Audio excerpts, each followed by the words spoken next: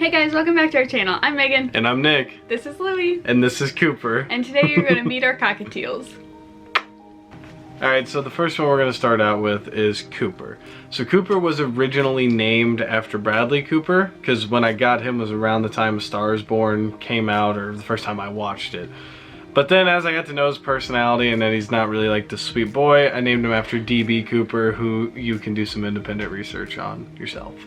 Yeah, and then Louie over here, I just always loved the name Louie for a bird. I love how you can get so many nicknames out of it. I think it's just super cute. And then his middle name is Bartholomew, so it's Louie Bartholomew, and that stems from when we first got him, his crest was crazy. I mean, nothing like the other cockatiels we've ever had. It stood straight up on both ends, just looked like a brick on the top of his head, really. And because it was yellow, he looked just like Bart Simpson. Oh, your phone? He looked just like Bart Simpson, and so I didn't think Louie Bart sounded that cute, and so I changed it to Louie Bartholomew and made him a little fancy bird. As far as birthdays go, Louie's birthday is May 24th, so he's about 10 months old right now, before he's a year. And then speaking of a year, yesterday was Cooper's first birthday, and so we threw a big party for him and he loved every minute of it. And his birthday is March 20th, so yes. I'm not sure when you're watching this, but he was born on March 20th, so he's a year old now, which is crazy.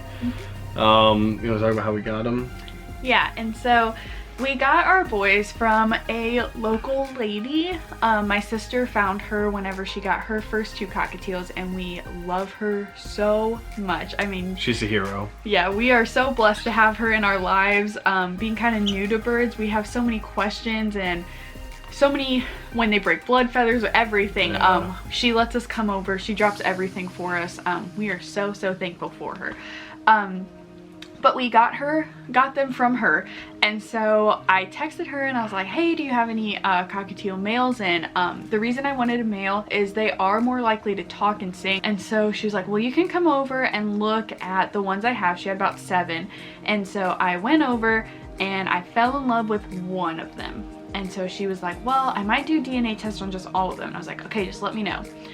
All the DNAs came back, all 7 were female, and I was like, no. And at this point I was already waiting like 3 months to get a bird. Like, I just wanted one so bad, and they were all female, so I was kind of heartbroken. Well, she called me about a month later and said that Louie, sweet little Louie, but yeah, so Louie was hatched, and so I came over, I met Louie, fell in love with him as soon as I held him, and she was like, yeah, this one bird though whistles like no other. She was like, it cannot be female, and she's done this for years. And so I was like, oh, that's crazy.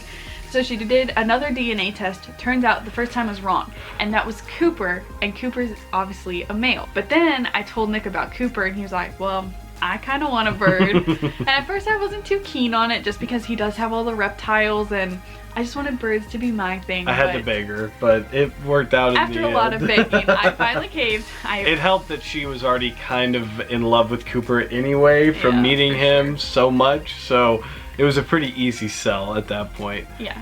But now let's get into their personality. Both getting the personalities that we wanted. So, you know, Cooper is... Cooper's got a lot more attitude than Louie. I mean, Louie seriously has maybe 3 brain cells, and they work very hard to do the power of 1 brain cell. So yeah. Louie is, he's very different on that aspect, but his attitude is just, he's so lovey and so cuddly, and he begs for attention, begs for it, to whereas, you know, Cooper doesn't really care if he's being pet or not. He does enjoy, like, once he's out, he might come up to you and go like, hey, give me some scritches. But as I put my hand up, he will bite it. And then once, step up, buddy. Step up. Step up. See? And then now that I get him and I give him scritches, he's okay with it. He tries to be like territorial, but he's just not. He tries to be a big bird, and he forgets he's just a little cockatiel. But the real reason that I wanted to get Cooper was because I take care of a ton of reptiles, and, you know, we do different breeding projects and stuff, and these guys, as much as I can, you know, talk all day about how my reptiles bond to me and we form relationships, we don't. I just feed them, right? They just know I feed them. These guys, they need bonding time. They like to hang out with you. They like to tweet at you. They like to sing with you. And that's something that I've really enjoyed about having this little guy, even with all the attitude and and the bites. You know, sometimes she gives me kisses, and that makes it all worth it. Yeah, and it's just awesome because we both got the personalities that we both exactly wanted. Nick kind of wanted a bird that was more independent and appreciates him. Like, Cooper truly does love Nick. He loves me. He loves Natalie. Like, he loves everyone. But from Natalie's my sister. Yes. It's all from Cooper's terms of what he wants right then. Like you just saw. Like, he didn't want to be scritched on Nick's back, but once he held him in his hand, he's like, yeah, okay, that's fine. And that's very much Cooper. It's what he wants when he wants. Louie, on the other hand, I mean, you could... A lot more flexible with the terms of love. You could literally tuck him across the room and he'd still yell, I love you. I mean, he would cuddle you all day. You saw it earlier, but his favorite cuddle spot is just like this. He loves to put his head kind of right in your eye socket and just get little pets and just held as close to your face as you'll let him. He preens everything. He'll do your eyelashes, he'll do your teeth, your nails, your hair, anything that he can preen, he preens for you. And so he's just a little lovey, and that is exactly what I wanted. So now, and kind of on the same personality train, whenever Cooper's with some strangers, it takes him a long time to warm up to people. Like, he keeps his circle like very small on the people he trusts. Like, he's just now, after a year, warming up to my mom. I mean, it's crazy. But Louie, on the other hand... Yeah, we just call him a hoe for attention, and that's just what he is. I mean, anyone that gives him a pet, he says, screw you, mom, I don't even know who you are, and he will beeline for that new attention. He wants to be loved, he wants everyone to love him, and he loves everyone. And like Nick said, we joke that he only has one brain cell because he's a little dum-dum sometimes, but it's funny and he makes us laugh. Both of them do, and that's just the best part, is forming that bond, learning their different personalities, and truly getting to know them like as their own bird, if that makes sense. And kind of things that we've taught them over time and over this past year is Cooper's, one of his favorite things to do is he'll do the charge whistle. So like when you're at a baseball game, it's like they're both like, what? Yeah, I know, they're like, you know, attention. So that's something that Cooper does, and it's funny because Cooper's the good whistler, Louie's the talker. Well, you know, through osmosis and being together so much, Louie has learned how to tweet. So they teach each other things, is what Nick was trying to say. Slowly. So Cooper is definitely the whistler and Louie's the talker. Some things they both say is they both say I love you. They both say each other's names. He says Lou, and they both say Cooper. They also can really make the kissy sound. Cooper does this more than Louie does, but they both can.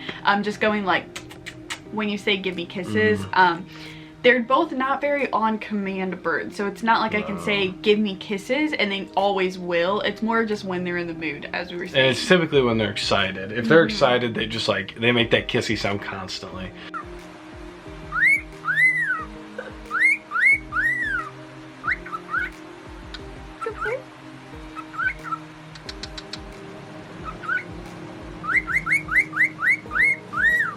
A couple other things that they do is Louie can make himself sound like a car alarm for about an hour. That's something that happens.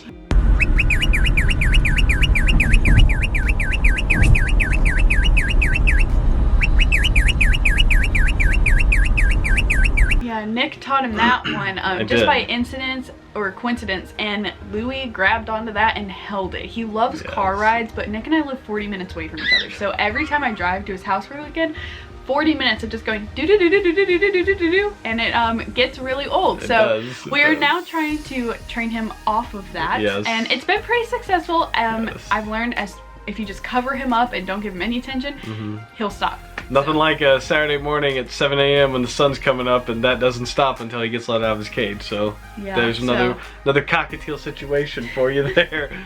They both do cat calls. They both say hee-haw sometimes, and he says it more. Cooper's only done it like once, but he's cut back on it too, so that's nice. To toy preferences, and this is kind of short and sweet on my end.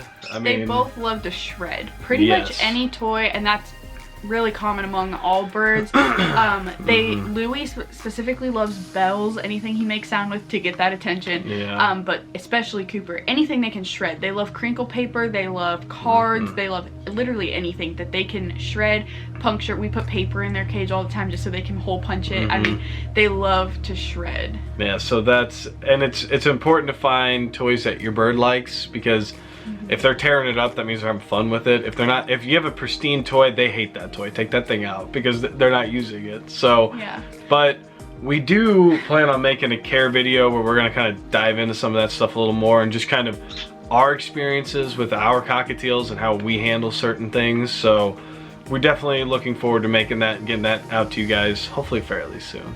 Oh, there he is. There's his one brain cell activated.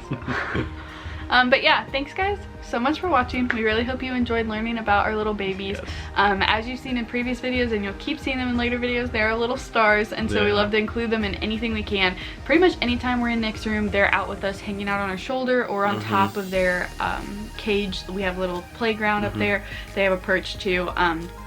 Anytime you can get them out, get them out. But like Nick said, we'll explain that more in our next video about them. So stay tuned for that. We hope you enjoyed this video. Don't forget to comment, like, and subscribe, please. Please. Bye.